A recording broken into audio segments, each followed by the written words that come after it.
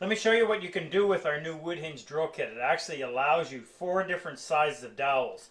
I'll show you some of the examples of where you would change the size.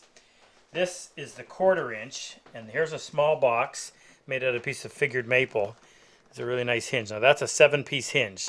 This would be typical of a 1/4 inch size. In fact, I go smaller. This is one I make for business cards. Then if you step up to the 3/8, this jewelry box would be a little more in keeping with the 3/8 size. This one's made out of black walnut, and it's really nice because the hinge, because of the grain, is almost completely hidden until you actually open the lid. Now I don't have a sample to show you for the 1/2 inch, but for the 3/4, this is a cherry and ash blanket box that I made 30 years ago. It's been in our home that long. In fact, I've refinished it twice, but the hinge has never failed in all that time.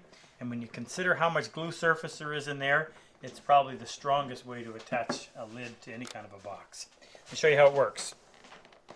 The kit comes with an Allen wrench, 2 drills, a 1/16 inch and an 1/8 inch, 2 drill holders, one for the 16th, one for the 8th, and then the 4 different size dowel holders.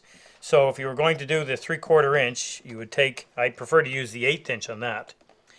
Put it in from the back side. Now the amount that the drill protrudes beyond the end of the threaded rod determines how deep into the dowel you're going to drill.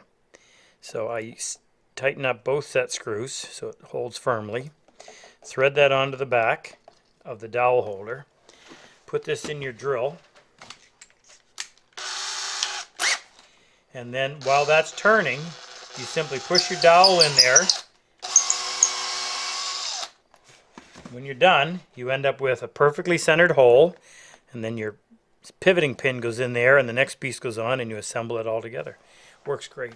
Now, I would use the 1/8 inch definitely on the 3/4, possibly on the 1/2 inch.